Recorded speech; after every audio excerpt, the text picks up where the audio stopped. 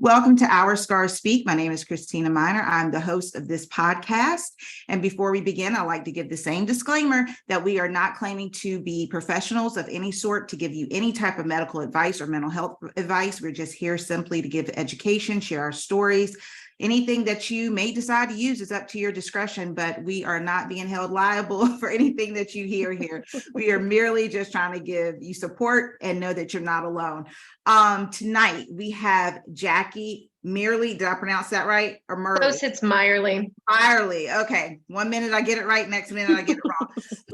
So Jackie is so near and dear to my heart. I met her through Here for the Girls, which once again is a nonprofit organization, 501c3 nonprofit organization for women under the age of 51 that have been diagnosed with breast cancer. And it's a wonderful, phenomenal organization. Jackie can tell you all of what she does when she gets into her story with Here for the Girls, but I'm so excited to have her here. She is just she's a dear friend, a person that you can really go to and know that whatever happens or is said is kept with her.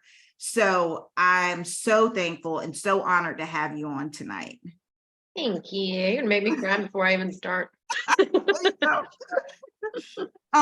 So to begin with, you carry so many different hats and you'll get into all of that, but who is Jackie, the person? Jackie, the person. Yes. Well, most people see me as the cat lady. I do have 5. I think each one of them happened at a different emotional happening in my life. I have a stepson. He is turning 15 this year. So you're a mommy. I am a mommy. I live in Rhode Island now. I grew up in Williamsburg, Virginia, and just this past about a month ago, I moved up to Rhode Island, followed my boyfriend up here. We're loving it. What else? I'm fun, I guess. You're a ball of fun. Total mental health awareness advocate, breast cancer awareness advocate, all cancer awareness advocate, right. And gene testing advocate. That's right, which you will definitely talk about, I'm sure. I will. Yeah. So as we know, cancer stories, a lot of times I've done a few interviews and they always want to start with, oh my God, what happened from the point of you finding out about cancer? And I just want people to I want you to take us back a little bit before that, because there was life with Jackie before breast cancer came about.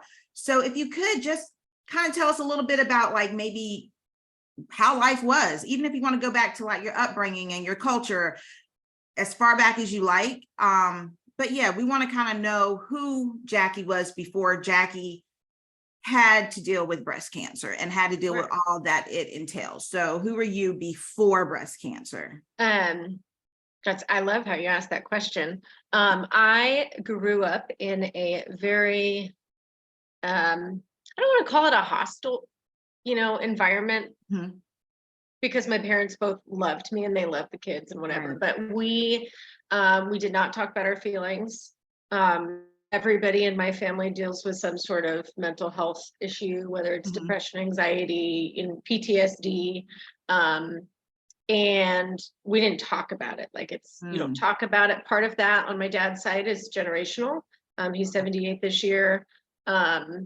And my mom, it was cultural. Puerto Ricans don't talk about their feelings. We don't, especially, I think her generation, because when her mom came over, it was very difficult for Puerto Ricans in New Jersey. And so like she wasn't able to learn Spanish. And I'll go more into detail about this a little later, but it was like people will use that against you. People will use your feelings against you and everything. So we did not talk about that.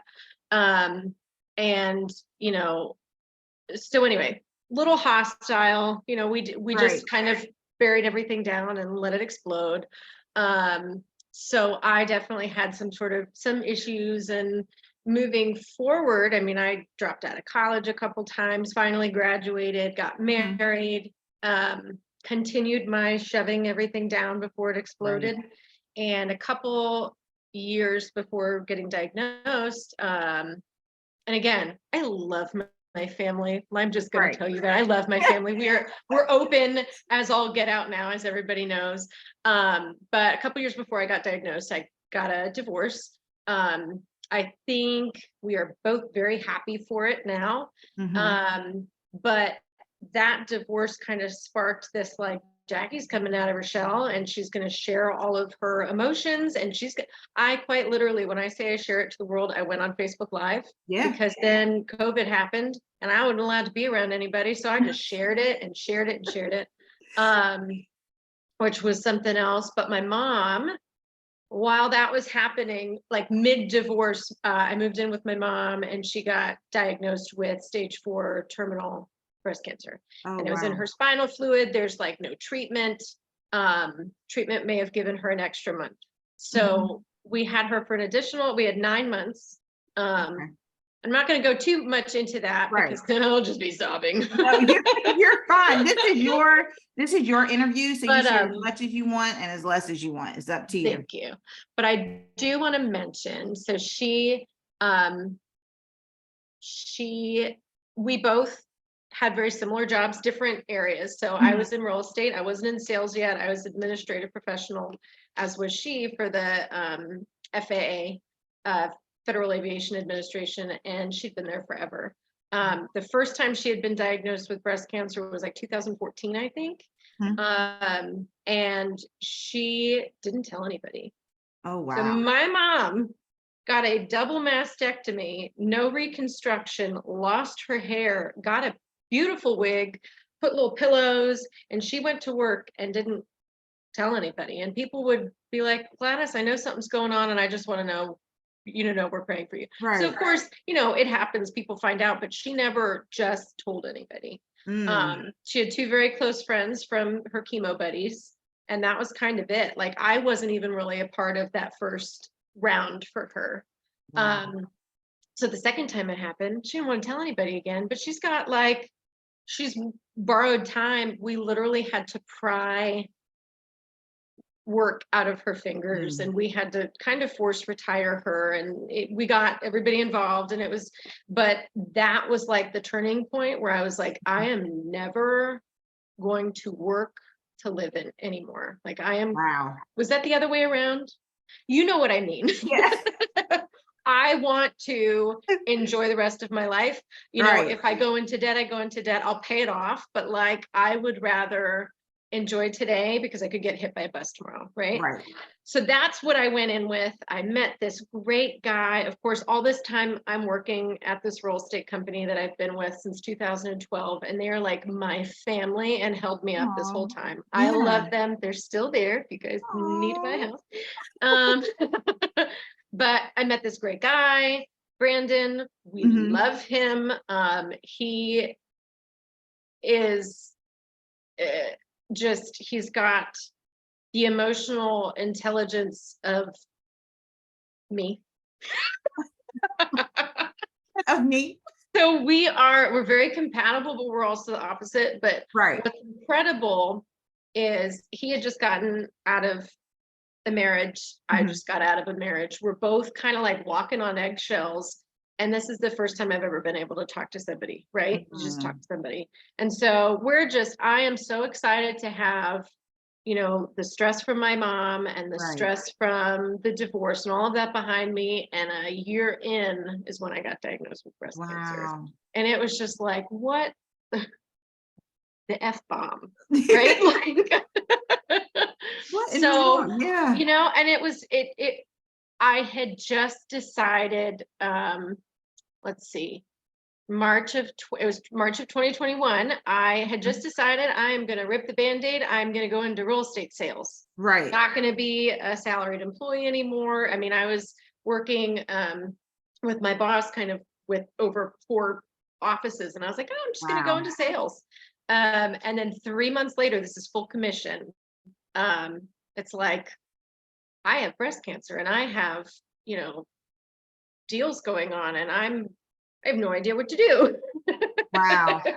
So what exactly caused you, I definitely heard you say that your mother had breast cancer. Yes. So did she have any type of genetic testing done to kind of forewarn? Because it didn't seem like she wanted many people to know.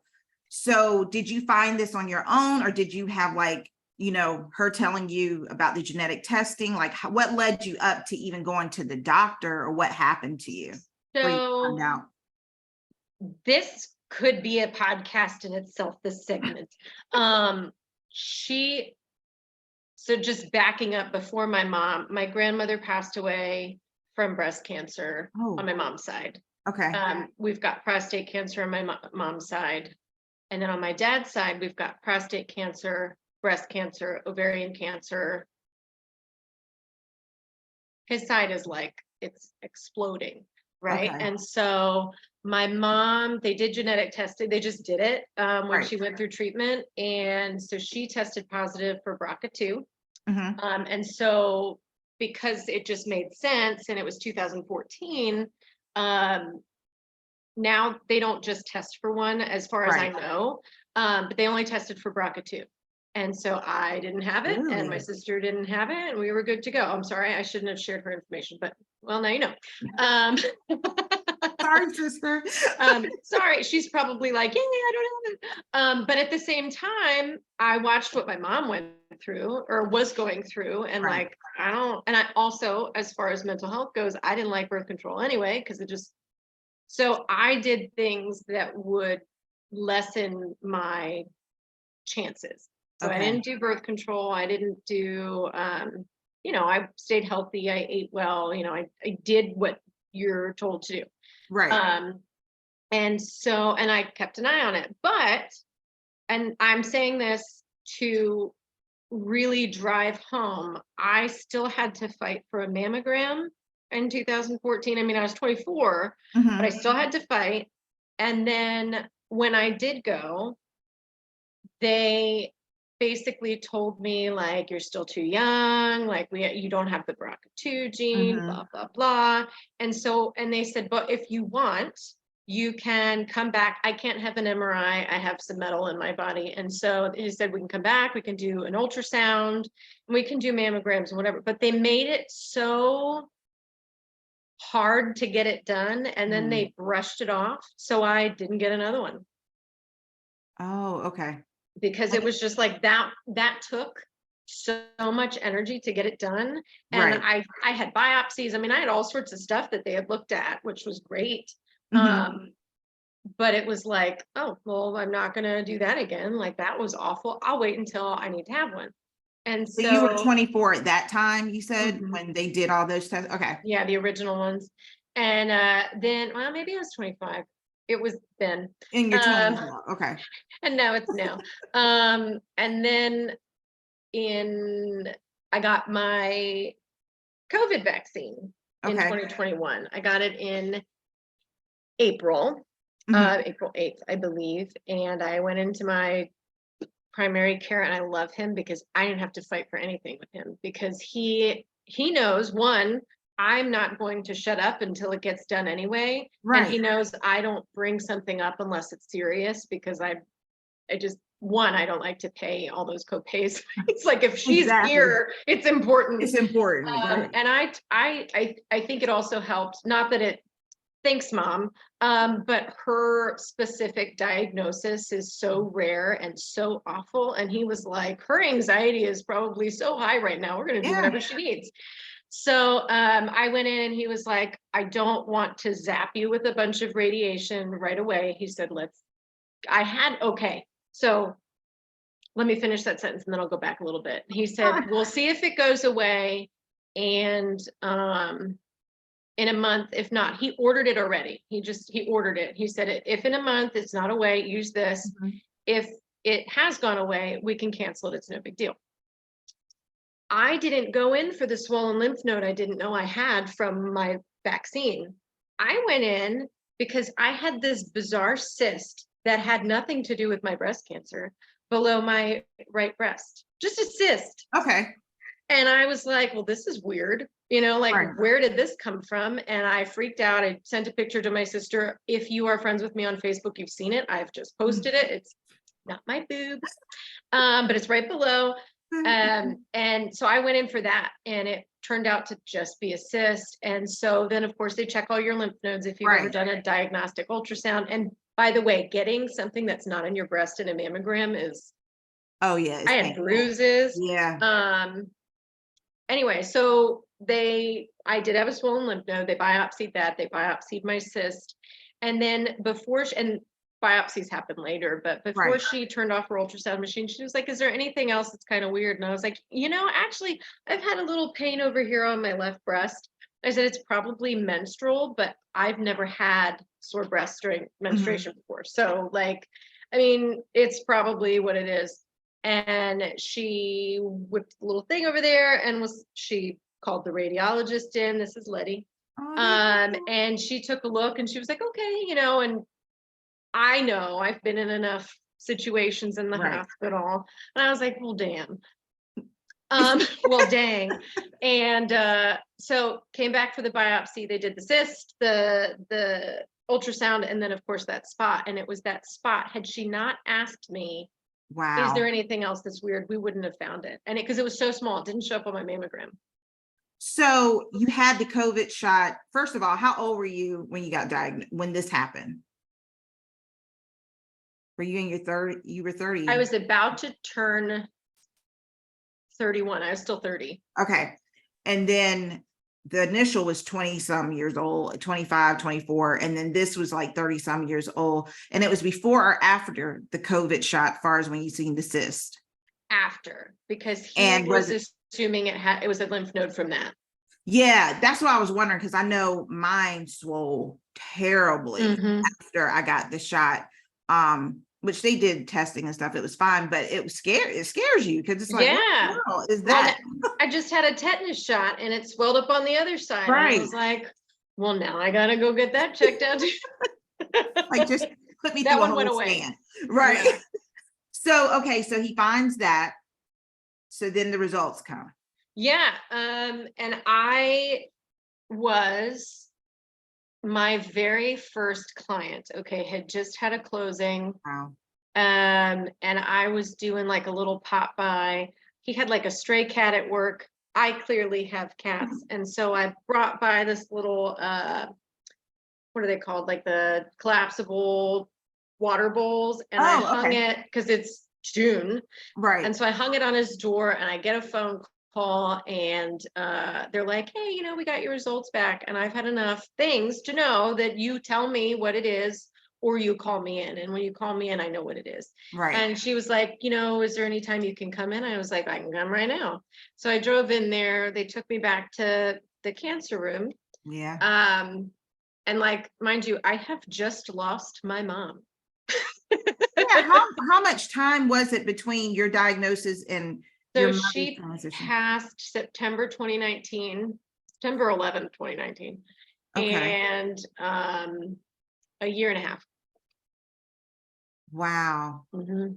And so I lost it. Of course, she gave me this binder full of all of the information. It's got most of my diagnosis, but there was still stuff they were getting checked. And I didn't listen to a word she said, and I got all this information, and I just drive to my sister's house, and I'm just like, right. And then I didn't tell Brandon for like 24 hours. Oh, wow. Like, I don't know how to tell him, like, right. Because you hear like all these people, I mean, even married couples like divorce, right? And I was like, I don't, but he's clearly been a rock. But yeah, it was bizarre. And then of course, like I wound up getting the same diagnosis as my mom. So the first one, similar, I take that back, similar, invasive ductal carcinoma. I was stage 1, she was stage 3, but also ER, PR positive and HER2 positive. So we're like the triple positive. We've got all of the things. Okay. And that was actually the only reason why I needed chemo, was because of that extra positive thing. Oh, so I could go on a tangent. Had you not had the 3 positives, then you wouldn't have had chemo. Yeah, it was small enough that they were comfortable. Honestly, they were comfortable doing a lumpectomy, and I was like, Yeah. no, no. So I met with I was going to see the genetic counselor anyway, right? Okay. And this just blows my mind. Okay. So she said, okay, well, tell me a little bit about your family history. I haven't given her blood yet. And basically she's getting questions or asking questions to make sure that I'm going to be covered by insurance. If not, they do hospital pay. Sorry. Hold on. I'm And sorry. I got feedback. I had feedback. I'm sorry. Go ahead. no, it's okay. Anyway, so she asks me, who in your family has breast cancer or who has cancer or whatever. And I did immediate family, a couple aunts. And when I say immediate family, my sister's now the only one that hasn't had cancer. And so it's like, she leaves and she comes back and she said, Jackie, you are the highest percentage of probability of having any of these genetic mutations that I have ever seen. And I was like, I want to say that I'm surprised. But the reason I was going to go see a genetic counselor anyway, I had scheduled a genetic counseling meeting sometime. I think it was supposed to be July 2nd. Okay. I was diagnosed June 11th. So it was before I even had my biopsy. But the reason I scheduled it is because my cousins on my dad's side, so again, my mom's BRCA2. Right. My cousins and their daughters were getting tested, and they have on that side PALB2, CHEK2, now BRCA1, BARD, and something else. And I was like, I think I'm just gonna go checked out. Right. And while I understand, and I'm gonna preface this, if you get tested, you may no longer qualify for life insurance. So sign up for life insurance first. Thank you for mentioning that. You're welcome. I tell that to everybody. I know it depends on, for me, it didn't really affect me because I had DCIS, which I already had life insurance, but things happen. It's like, oh my God, I need to up some stuff. So I went and they were like, oh, because of the type of cancer you had, you're fine. You can get, okay. But if it comes back, I'm not.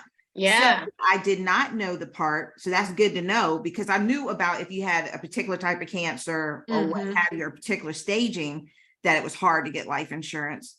But I did not know, which makes sense, but I did not know about genetic. So if you have genetic, if you show up positive for that, then that affects your policy. Not, you can still get, everybody still gets health insurance. Anybody, but it's the life insurance. And it's not all companies. I'm pretty sure I then tested. So I am BRCA1 positive and CHEK2 positive. And something else. And so everybody has these genes. Everybody has a BRCA2 gene and a BRCA1, but then it's when they're mutated that they're terrible. So I obviously would have gotten that from my dad's side because my mom didn't have it. Wow. So yeah, and another family member, we found out right afterwards, and of course he was trying to talk to the genetic counselor, and he was like, oh, well, this person has this and this person has that, and she said, well, that's highly unlikely, you're probably mistaken. And it turned out that he has both, BRCA1 and 2. And that's the thing. I know Dr. Espina, she was up here not too long ago, and she was talking about we were just talking about genes, and I didn't have any mutation, but like she said, we all have, if you've had cancer, you have one, we may have not found it yet. Right. So it's important to get those tests done ever so many years. Yeah. So what did they say about you? Do you still have to go back to get testing done ever so often to see if you have more mutations? Have to, but I will. I mean, and because it's not just, so BRCA1 is not just breast cancer. BRCA2 is not just breast cancer. As I mentioned, there's also prostate cancer, which I don't have to worry about that one. But thyroid cancer, pancreatic cancer, colon cancer. I'm sure there's a few more, but once I had all those and was done with treatment, I went in and got my colonoscopy, which at 30 is hard to get. But if you're Right. 30 and you have a BRCA1 mutation, it's a little bit easier. And cool thing about colon cancer is if you get tested or if you continue to Mhm. get your colonoscopies, they can actually prevent Right. cancer. They take the polyps out and then it's gone. Yeah. So as long as it's not spread. And so I don't think people realize, like, yeah, it's scary to know this. I have a family member, not an immediate family Mhm. member. That way nobody knows who it is. Who won't, I am wholeheartedly sure that she's got breast cancer. She's got some issues and she doesn't want to go because she doesn't want to go through treatment and she doesn't want to know. And while I understand that, and same with, like, I've got another family member who doesn't want to get tested because she doesn't want to know. I'm like, I Right. get that too, but you know what? I'd rather know and be a little bit scared than go through treatment again and get menopause at 30, Yeah. you And know, or like wreak havoc on my organs. And am I still gonna stay in menopause because I'm gonna get a hysterectomy? Yeah, right. but I wouldn't have had to go through all the other crap. Yeah. And it's such a personal decision. We were talking about Oh that. yeah, I think the last podcast I did with someone, yeah, and we were just talking about how much sometimes we just want to tell people, like, please go get treatment or do yeah. And you they, can't. It's like you have to respect their position Mhm, on it, but mhm, it does, or go get tested to just see what that lump is or that itch is, or mhm. yeah. And sometimes we can't. You talked about No, colon cancer, and I want to mention this too because I don't know if many people know about this. You know, they have the new test called, I think it's Cologuard. You know what I'm talking about? It's Mm. like basically it's not a colonoscopy. You can take like this, and anybody out there in Facebook world who's watching, if you know the name of it, please let me know, but I'll definitely post it. I want to say it's Cologuard or Cologuard or something to that effect, but it's basically a specimen that you catch of your feces and they test it. You don't have to go in to get the colonoscopy. Well, to me, that's very dangerous for people who have. And of course, if you have a mutation in your family, you need to let your doctor know because sometimes they're altering people to take that test versus the colonoscopy. And that test is not it's 100% not the certain because same. they're not looking in you. Well, they're They're not just removing your polyps, and like right. there's just all of. Mhm. Cologuard. My daughter just looked. Thanks, daughter. But yeah, it's so basically it's supposed to let them know if you have any type of cancer cells or whatever. But my thing is, if you're not looking in me to see if there's a polyp, Yeah. I don't want to go off just a specimen. Well, and I want to catch them before they're cancer cells. Right, exactly. Yeah, Exactly. and that's, I think, my whole, like, knowing that I have a predisposition for all of these extra things, I have the decision now to say, do I want to remove my ovaries? Right. Do I want to remove my tubes? Do I want to get a full hysterectomy and not have to do multiple surgeries? Do I want to make sure I get my thyroid checked? Or do I want to make sure that at 30 now 3, I can still get a colonoscopy without having to fight? Mhm. I automatically get these things now. Yeah. And that's like, I just had a friend pass away from colon cancer that's my age. And I'm like, we don't get colon cancer, but we do. Just like we do get breast cancer. Exactly. Like, Mhm. oh, it's fine. Just like a doctor told me one time, they were like, I came in because I had moles. And they were like, oh, but you're African American. And I'm like, wait a minute. First of all, my mom's half white, regardless of what I look like. She's half, Mhm. white. And you shouldn't go by that. Like, Yeah. there's an issue. Check me out, please. At least enlighten me and check me out. I bet there's a lot of African Yeah, American women and men running around with skin cancer that have no idea because none. their skin is darker and you can't tell. Yeah. And everybody's saying, eh. You don't have to. And the same thing even with just people of color, period, like even Hispanic, Latina, gosh, Asian. Like it's Yeah. just it's that heightened awareness but the caveat to all of it, unfortunately, you mentioned about sometimes in our cultures we don't necessarily talk about things. Mhm. And hopefully those things can be broken down because I know even in my own culture, African American, we don't, some things generationally keep your mouth Oh, shut. yeah.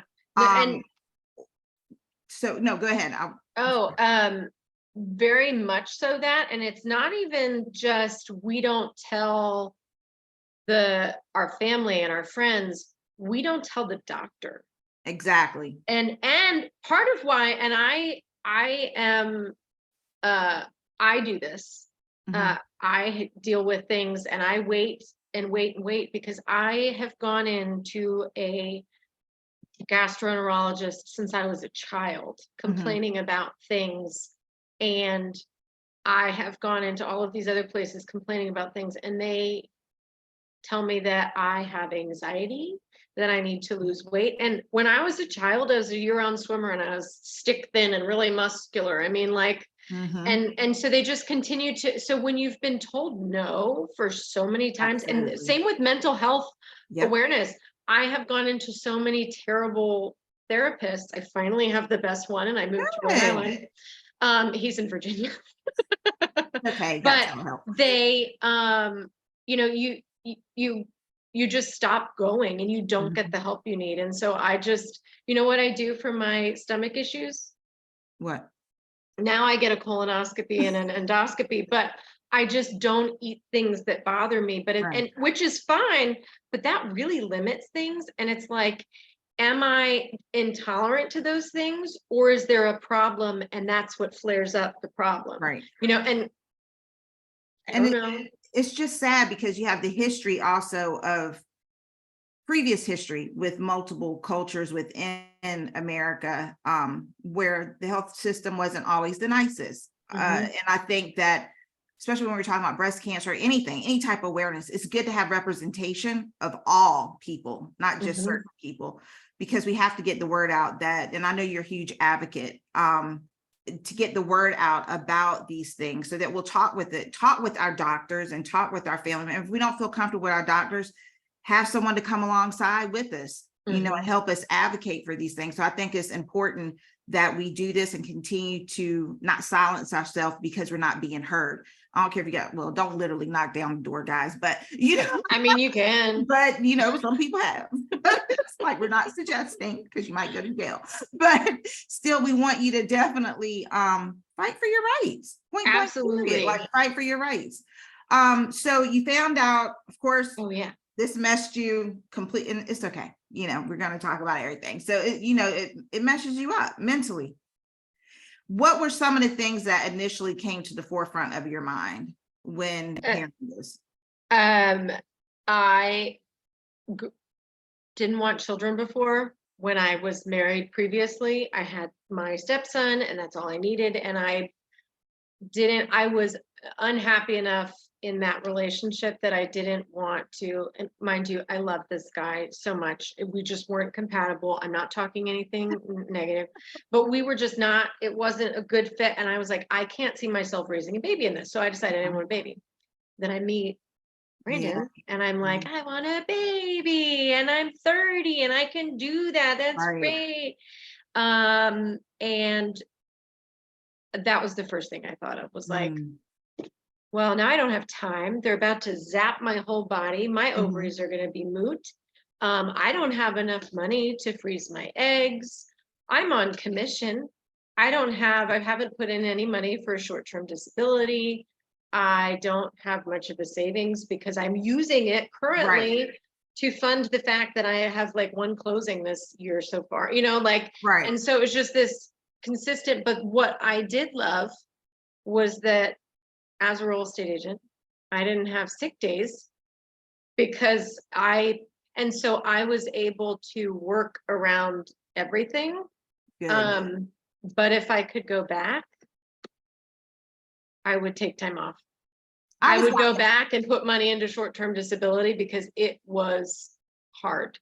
I was about to ask you, because I know that I know you're a real estate agent. I mean, this is your love, this is your passion, and to have that all of a sudden just seem like your world turning upside down, and now you're trying to figure out how you're going to maneuver through all of that.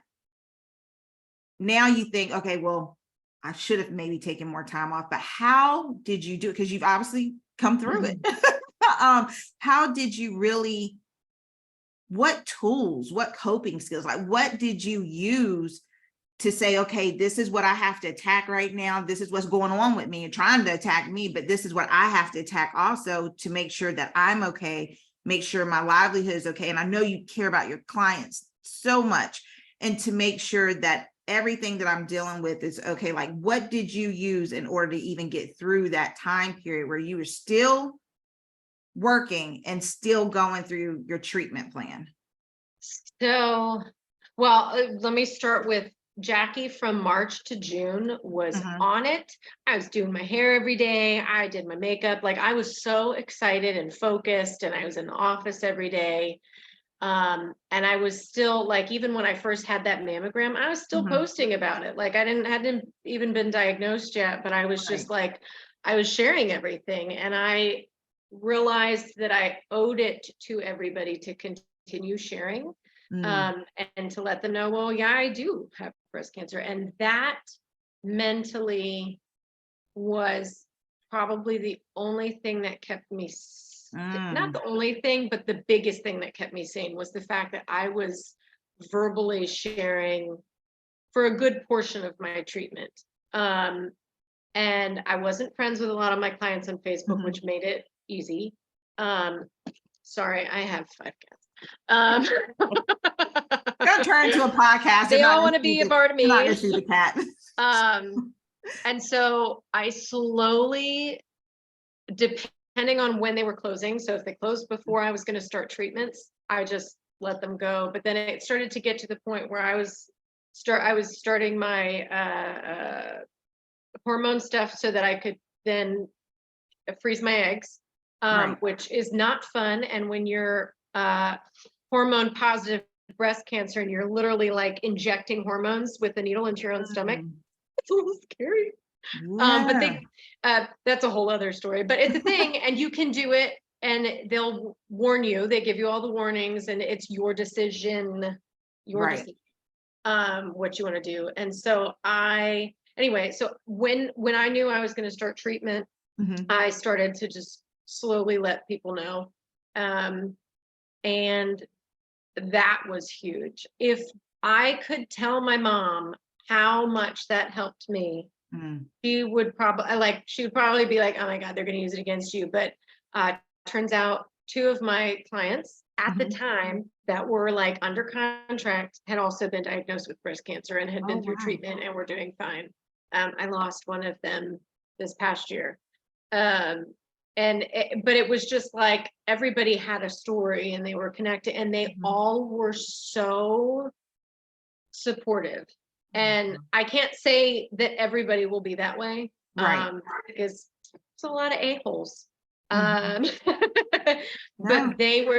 I was blessed with the best people to be my clients and friends. And one of them was a past neighbor from when I was growing up, and she was there every step of the way. And, I mean, it was really great. However, I struggled. I focused on my clients, and that was it, because one, this is a huge purchase, and they are spending a whole lot of money, and it's a legal document they're signing. And so I poured any energy I had into that. And then the rest kind of went into putting my clothes on to get to treatment. Or it went to, like, anybody who's been diagnosed with cancer, that first few months where you're just trying to get everything scheduled, specifically your surgery to get the cancer off. My energy was also going to, like, throwing stuff and yelling at my phone and screaming in my car, and that was, if you haven't screamed in your car, then you are not living, because it gets the best relief ever. Oh, it's so good. My cats have seen me, like, I pick up the pillow and I put my face in it. They've been through it all. As you can see, they are my emotional purchases. Purchases. You don't have to pay for cats. We have too many. But anyway, that was hard. It was hard not wanting, because I just wanted to dump it all on Brandon.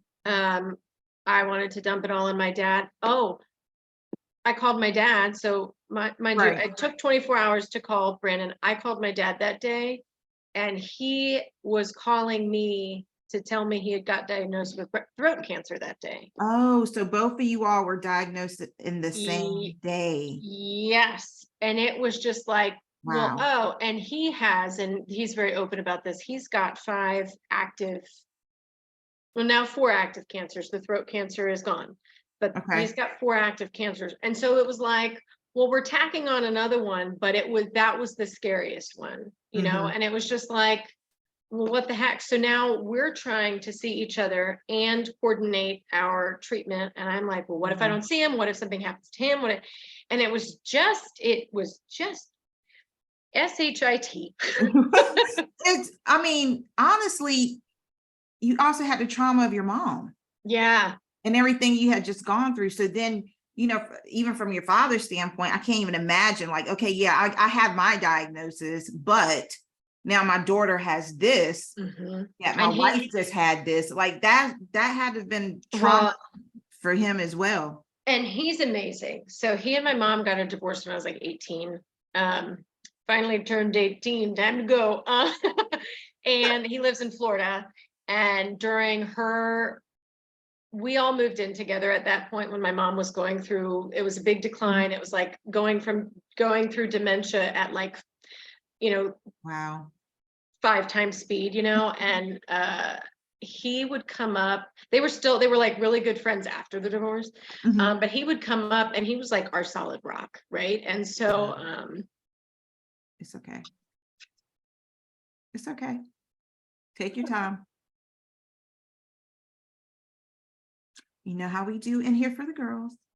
We do this. Yes. But yeah, it was hearing that he was sick. Right. Yeah, and then I had to tell my brother, you know, like my sister and I were the moms, and I'm the baby, but he's like our baby brother. Right. Like, we want to protect him at all costs. Right. But anyway, so it was a rough summer, and it started out with you don't need chemo. We're going to have a mastectomy. Because of your genetic testing, you know, it was like, this is going to be 100% covered. It would have been covered anyway, but it was like, yes, that's a really good idea. Thank you. And then the rest of my testing came back for the HER2 positive. And they were like, actually, you need chemo. So now you have to freeze your eggs. And well, you don't have to, but you can. But you chose to, right? I chose to. And then it started out with a very like, they changed the type of treatment like multiple times, and then they changed which would happen first, my surgery or my treatment. And it was like, if you don't cut these things off of me in 5 minutes, I'm going to lose it. And then you get in touch with the general surgeon and your plastic surgeon. You're asking, this is 2 different appointments, and you're asking each of them questions that they can't answer, and they're happening weeks apart. And then you're calling the plastic surgeon office, who, bless her heart, is now a really good friend of mine. But when she picked up the phone, and I was like upset that, you know, I couldn't schedule my mastectomy to cut that cancer off of me. She was like, oh, well, you know, that's surgery for you. And I was like, no. And I just, I don't even know if she remembers that. I'll ask. But it was rough. But my clients saw this Jackie. Because that's, and so while it was difficult, and I wish I took the time, I also am grateful that I was working, because I did have that escape from like, this is my reality, and I'm sick, and this is like, I have to make money, and these are people, and they have problems too, and I'm going to help with them. So I have a question for you. I just kind of want to piggyback just a little bit. You talked about how you were on, you know, you talked about it the whole entire time. You even still go on Instagram and you still talk about different things, which I think is powerful. How you do that. You're like an Instagram celebrity, social media celebrity. But you're so natural with it. When you did that, would you say there was a healing within that for yourself as you were able to share your story? Because I think some people miss that fact, because you have some people just don't want to talk about it at all. You have some individuals, they want to talk about it, but they're worried about what people will think, or they're worried about what their family will think of them sharing. Absolutely. However, I do believe that there is a sense of power and almost like a control back, sort of like journaling. You journal out your feelings. I sometimes audio record myself talking as a journal. But to me, did you find this kind of like therapeutic for you and healing when you were going online and you were sharing whatever it is that you wanted to share about your story at that time? Absolutely. I would say from the minute I started sharing, and I had started like a blog prior to diagnosis, like a year before. There was a walking group as part of it. Oh, wow. I met with them every Saturday until I moved to Rhode Island, and they're still going, by the way. Oh, awesome. They're incredible. They're my ladies. But that is the most healing, and I will. It's not even. I was just sharing, right? And part of that was easy when I first started sharing, because I wasn't a real estate agent and sales wasn't my job. Right. And then I got diagnosed with breast cancer, and it was like, in the beginning, it was very healing and it was important, and I needed to share this. And it was like, I had this, you know. And then as I finished treatment and started to look healthy again, I continued to struggle because, as you know, we are still dealing with things. And Right. that Jackie that I talked about, March 2021 through June, who was really excited and really focused, I have never seen her again, which is fine.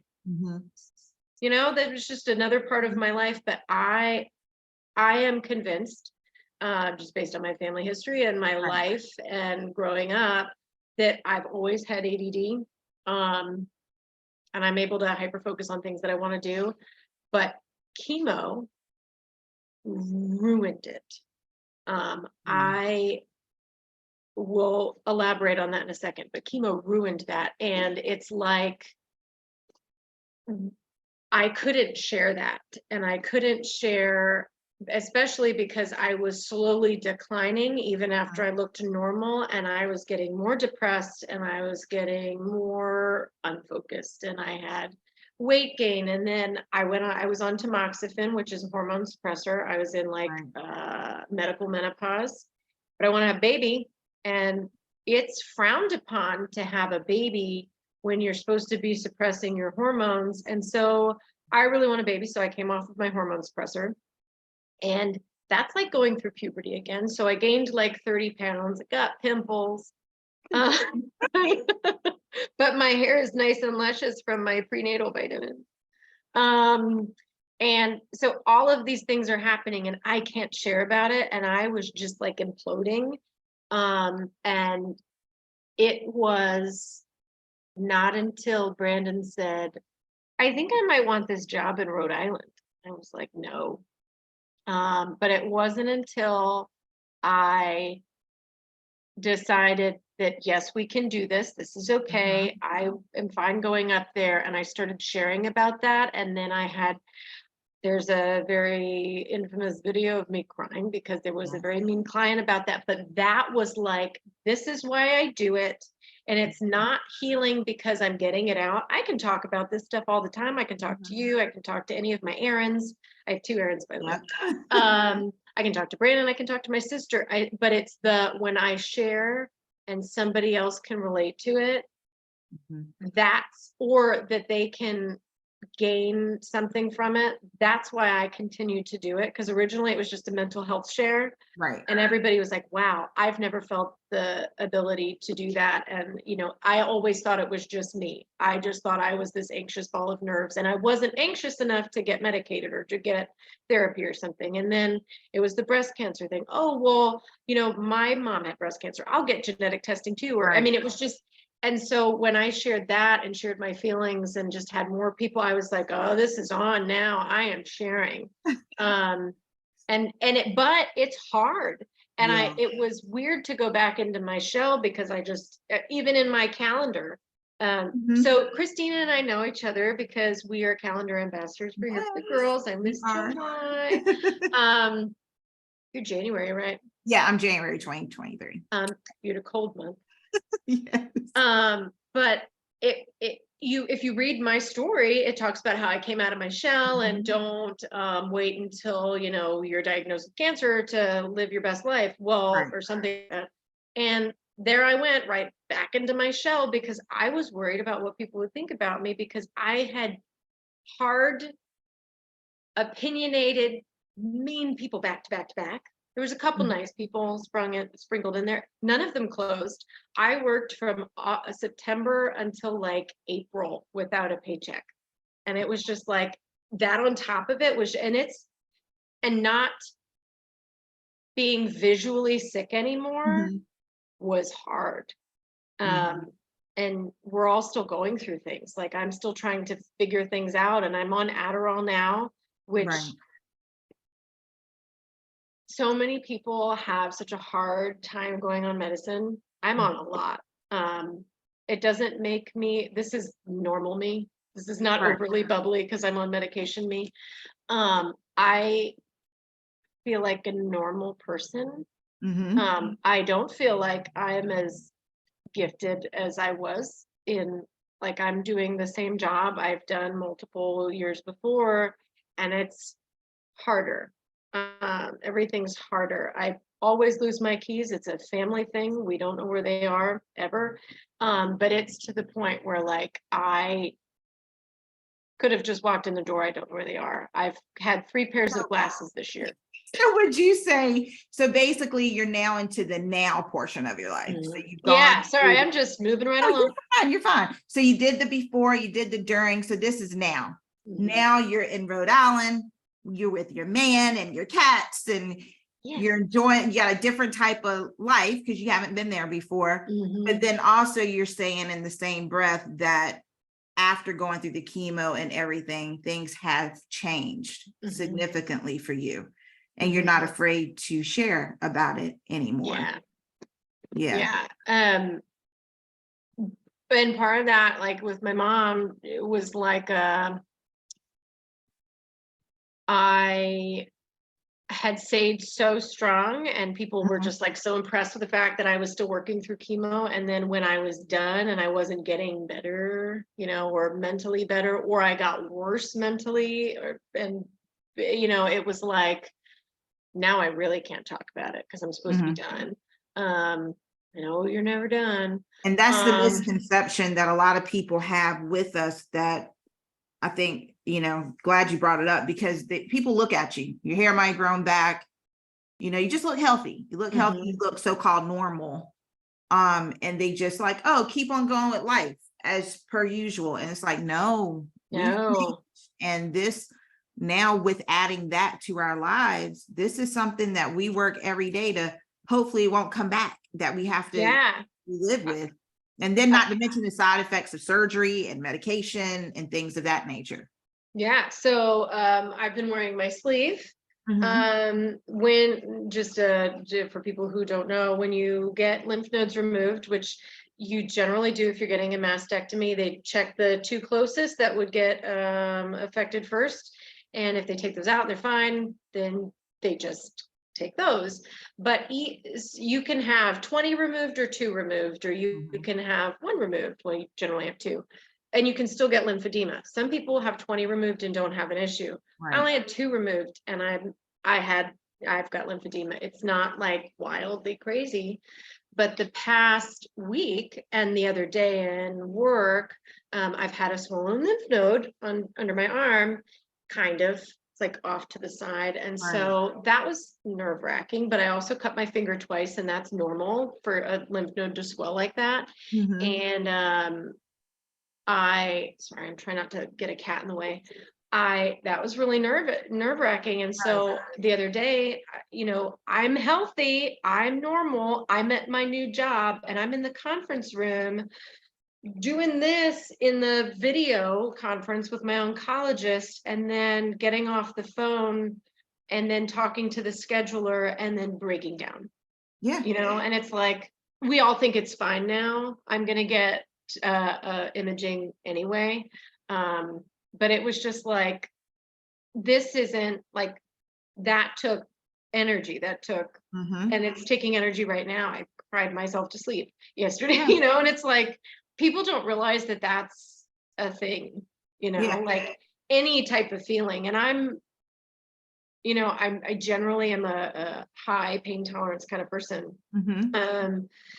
But like, I was like, I wonder if maybe I have mono, because then I feel this one, so then I start to feel other So ones, and then your I feel throat this and one, and then I everything. feel Yeah. this one, and I was like, but I've already had mono. What do I have? Maybe I have lymphoma. Maybe I have this. And then like, well, I had to go to the bathroom really quickly yesterday, so maybe I've got bladder cancer. And like, Yeah. my brother had lymphoma, at 19. So I'm like, It's well, never I could ending. have that. I mean, it's just Right. like never ending. And Chris Schwab, the executive Yeah. director of Here for the Girls, well, I asked her, I didn't even ask her. I was just like, I'm never going to be that person again. I am just, and she said, well, no. She said, you may not be. You're mentally just and emotionally, you are stronger. Right. Uh, she said, but you never know, like the whole chemo thing, like chemo brain, and chemo brain is not just chemo.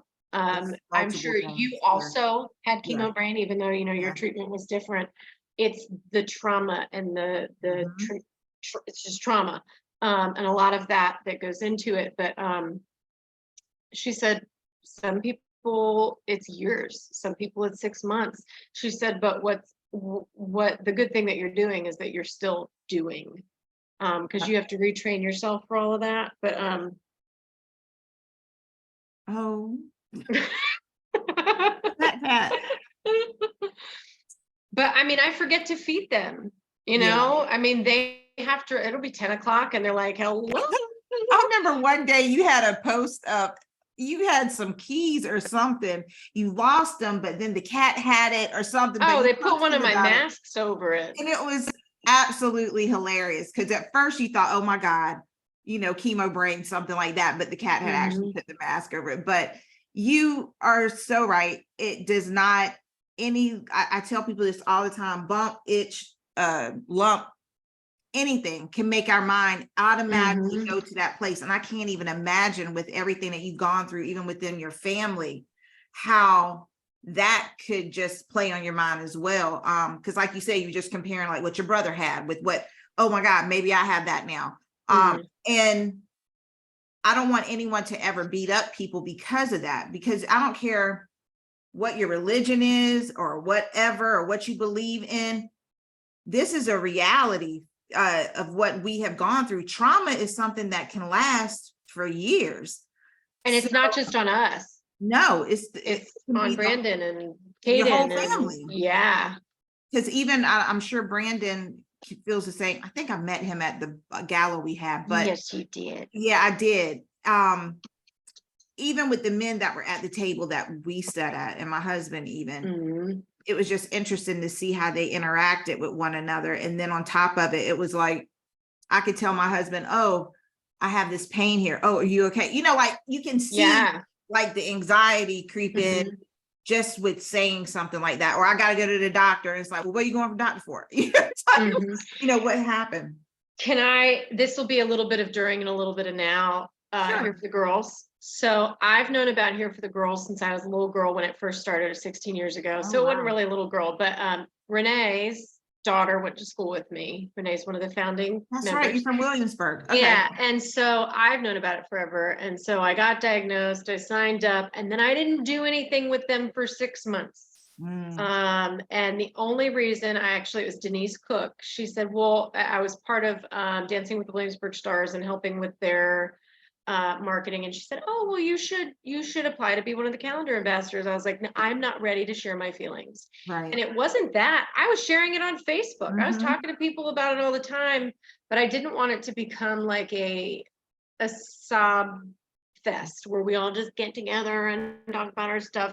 And Right. that's absolutely not what it is. And I think, and I'm telling this to like breast cancer people who have been diagnosed with that or colon cancer or whatever, find your people Mhm. early on, because it was like, it wasn't a sob fest. I mean, I cried, but it Right. was so nice. And I was thinking about it when you mentioned the guys at the table, because I'm sure they felt it too. When I meet you or I meet one of the other girls, it's like, I've known you for 30 seconds and we're sisters, Yep. and it's like, we are bonded, and it's like, I can talk to you about anything.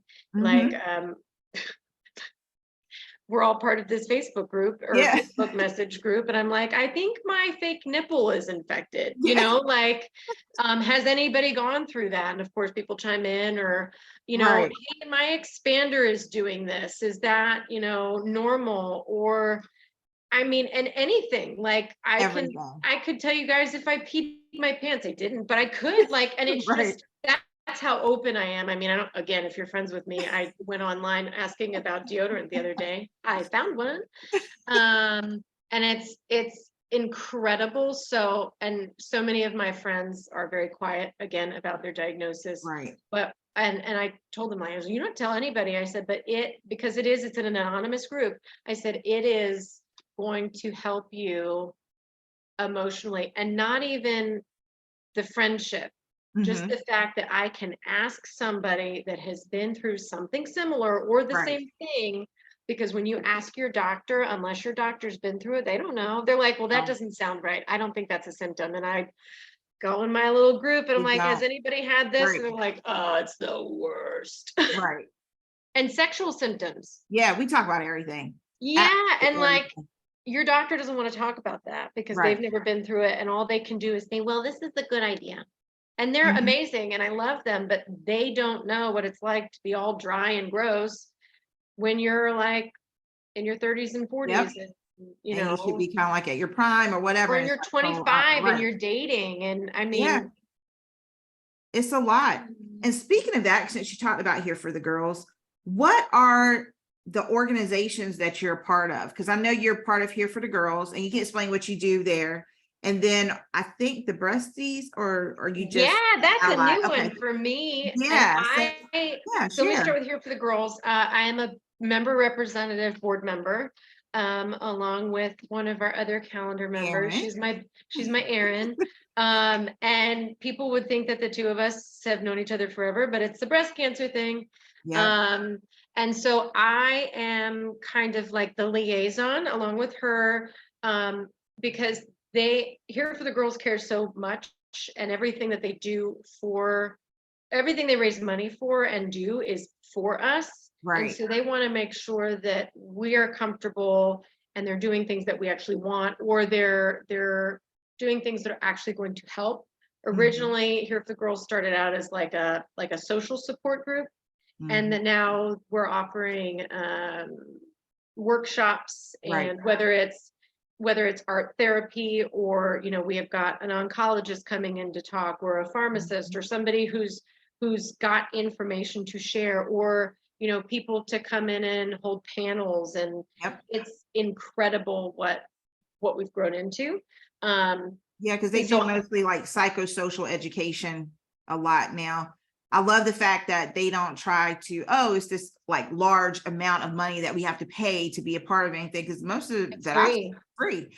Yeah, Here I think one time I had to pay for a shirt, but it was like so cheap. yeah, and that's if you Uh, wanted it, but right? that was like if you want, you didn't have to have it, but it was like for a retreat or so. I think it was the virtual one that we did. But Hmm.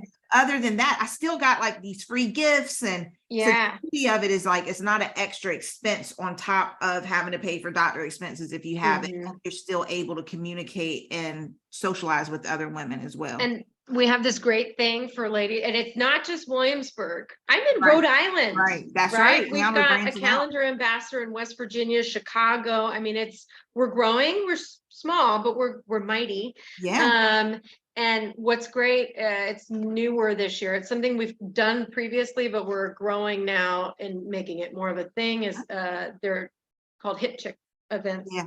and they're events where we can just get together, and that's our social emotional support, but we're going off and doing things. One time it was axe throwing, and so they incorporate a meeting into that, but it's also like, especially right now, we don't want to go out and hang out with people. We're either sick, we don't feel well, we are sick of people talking about our hair. Are you going to dye it now that you've got those grays? Or like, I've got a friend right now who's just growing in on the sides, and it's like, we don't want to talk about those things. We just want to go and have a normal evening. And you can do that, or we're bogged down by bills. This is covered. And so it's just a great escape from like one reality to another. So that's Here for the Girls. I'm also a calendar ambassador, and that doesn't just mean I'm a model. Working, y'all. We're working for real. But what our calendar is, it's basically awareness. There's a booklet in there that's got health tips, reminding you to do your self breast exams, which, by the way, if you have to fight for a mammogram, this is free. And there's that lymph node. And these are free, and they are very easy to detect. And it's not just your armpit, it's your breast. And it's, it talks about all of the things that you need to be aware of. And then on the 12 months, you've got 12 women who are under 51. And I will tell you, they consistently, it's so rare to have somebody who's 30 or 32 or 25 diagnosed with breast cancer. And Williamsburg's not that big, and there's 600 of us, maybe. And there are 3 girls that graduated in my class that have breast cancer. We're all the same age. And I'm like, that doesn't seem very rare to me. And 2 of them have no family history. And so, of course, it was easier then for me to walk into my doctor, my primary care, and say, I need this. I just dealt with this with my mom. I don't hear that story with a lot of other women because they don't have family history and they don't have genetic mutations. And it's like, but we still have it, and they're fighting way harder than I had to fight. And I fought really hard in the beginning. So anyway, that's what we do. So we are both 2024 calendar ambassadors, and I'm liking to share the word. But the breasties is very cool. Erin got me in touch with that. Connected with that, Yeah, I had no idea what they were. She said, "Do you want to go to camp?" And I was like, "Yes." Didn't ask what it was. Googled it after. And it's more of an international. There were girls there from France and Canada, and it's more of an international thing. You don't get the same intimate group that we have, but the diversity and the biggest thing that I got from it, I'm Latina, right? I don't, while I say that, I've never felt really connected with either the Latin population or the white population, because I don't look white, but I'm passing. And I don't speak Spanish because my mom wasn't allowed to learn because they moved over here and they didn't want my mom to look like she was Hispanic or sound like it. And so like, I've just kind of been in this, like, I'm tan. Kind of like in the middle floating. And when I went there, this was the first time, and like, you've always made me felt very seen. And I've got another friend who's mixed origins, and she's always made me feel very like validated. And so I was there, and I was invited to the people of color meetup, and I was like, what? And it was, is it BIPOC? Is that how you say it? Black, Indigenous people. And I was just like, oh, like I've never been invited to that. And when I went, I didn't even stay the whole time because I haven't felt the same oppression because I am white passing. But what we talked about a lot was the cultural and our parents and like how we had to, but it was the fact that there were so many Puerto Rican women there. And I'm like, good. There's so many in Rhode Island too, by the way. It's very cool. I've never felt like so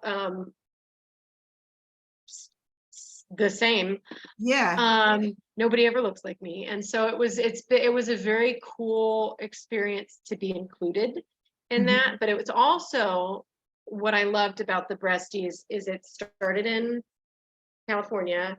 And so you're right here where we are with Here for the Girls, which again, I'm not Right. comparing the two, but I kind of am just because they're two completely different It's just organizations. two different organizations, right? We have Williamsburg in our back pocket, right? Mhm. We have all of the healthcare systems here. California is off doing their own big thing and they're trying to like revolutionize things. Right. And so it was hard to hear because we don't have the same things available to us here Mhm.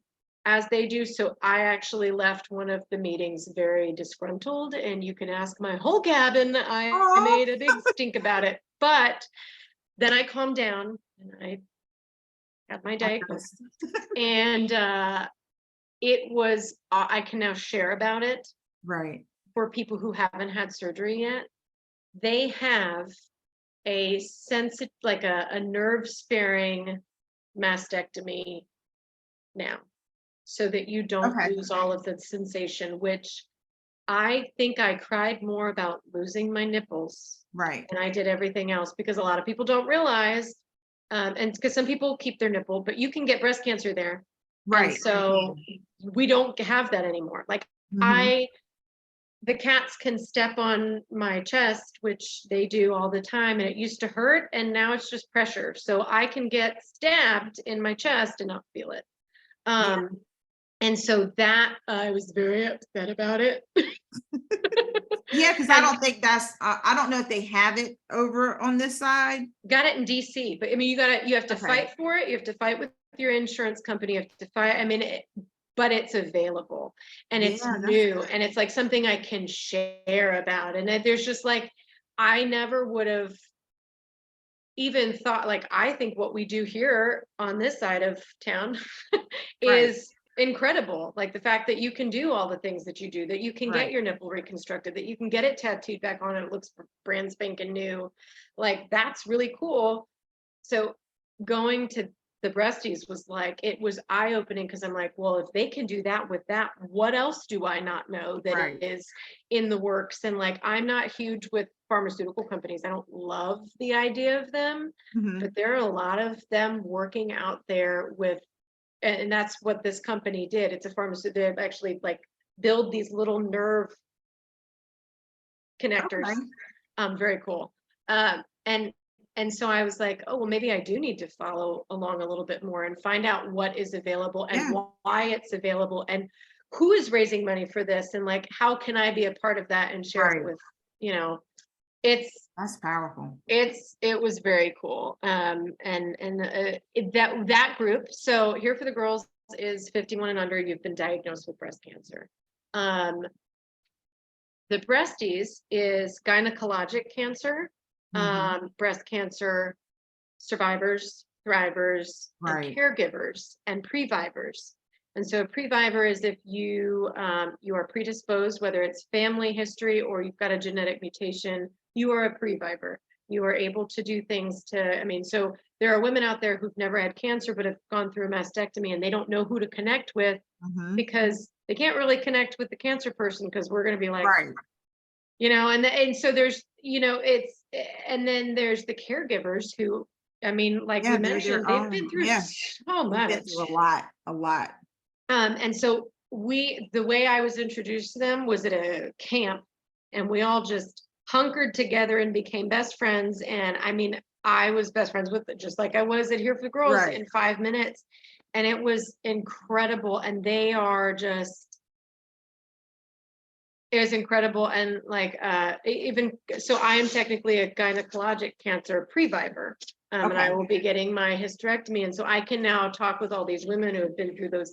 No, ma'am. She keeps knocking the computer. This is Letty. Oh, we got another one. But it, it's amazing. And so now I have all of these more Awesome. avenues and not just for me, but to like share with other people. And I could talk Absolutely. literally all day. No, that's good because I know you're a huge advocate, a huge advocate. So before so you're connected with those two organizations. Are there any other organizations that you're actively involved in? Because I know you're a huge I'm advocate. embarrassed. I'm signed up for events, but there's a lot of letters involved. But at the Breasties, I met women in Boston and around Boston, because now I'm only an hour. And so I am technically part of them. I just don't know what they are yet. And I'm very excited to share about them. You don't know what they are yet. You are hilarious. Yeah, so that, and then those would be the main ones. The other ones may not be breast cancer related. Cool. Well, you know, I could talk to you forever because you just have that personality that you can just, you're, I don't know, we're kind of like kindred spirits when it comes to that. Just can talk forever about everything that we love, and not just breast cancer, just life period. So I think that's what I love about you as well. So you chose a song for your reel, and you chose The Tokens, La Bamba. Yes. So could you explain why you chose that particular song? That song makes me so gosh darn happy. And that particular version. So Ricky Valens did it, and he is great, and it's the original. And of course, you gotta love the original. But The Tokens, we had a cassette tape, and it's not airing dirty laundry. My parents fought a lot, and so sometimes my mom and the kids would just go to, we would drive to New Jersey and visit family, or Hampton is where my uncle lived, and we would just drive, and we had a cassette tape, and there was The Lion Sleeps Tonight by The Tokens, and then on the B side was this song, and we listened to it the whole way, and that's a lot of two songs in like 6 hours, 8 hours, and so that is just one of the happiest, most feel good. My brother, if I could play that right now and he heard it, he would just start singing and dancing, and I mean, it's just, that's my favorite song. It does, because when I was doing it, I was like, Did it make you happy? Everybody pretty much probably have heard the song, but I was like, wow. And I was hoping I got the right version, because there was it's the best. Even by the actual group, they have other versions. And I was like, okay, 9 times out of 10, she probably wants the original. So because I had a feeling it was connected to your childhood. And I was like, let me see if I can find the original one. And one of the platforms, it took me a minute, but you could have picked any of them. I would have loved it. Okay, so as we come to an end of the close of this episode, I want you, if you don't mind, share one word and why this word is special to you. And it's a word that you can leave with other women or men or whomever that are dealing with their own wounds, that haven't maybe developed into scars yet, or maybe they have a scar and they're still looking at it every day and it still makes them sad. They can't find any, not necessarily happy place, but just a place of peace with it. Or maybe someone had a scar and now it's reopened. But what can you leave with them? A word, and just kind of elaborate on why you chose that word to help another person. And also it could be for some of your coworkers, because I know a few of them said they were going to come on. They sure did. And not all of them are coworkers. We're like coworkers, but we do the same job from different states. Gotcha. I am my 2023 word is believe. And so that is my word. And when I first picked that, there was a video of me. I was like squatting like 225 or 200 and whatever pounds. And it was a video that I said, Brandon, before I go to treatment, and this is like, I have not lifted like that since treatment. I said, I want video of this because I may never do it again.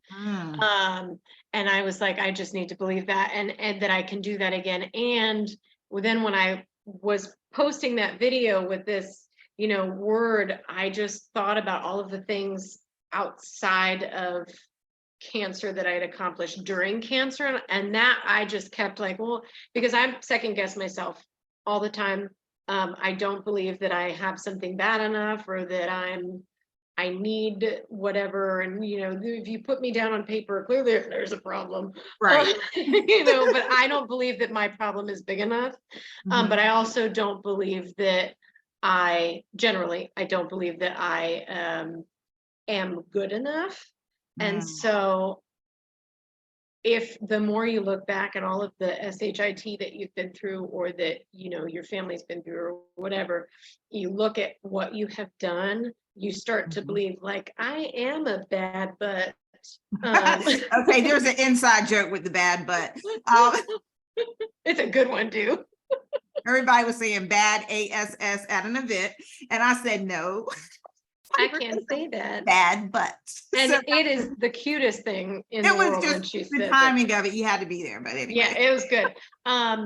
So a BA, you know, and once you realize that you have already been through 100% of all the crap that Right. you've been thrown, it's like, well, I can do tomorrow, and I can do this, and it's okay if my jeans are really freaking tight. I can get a bigger size.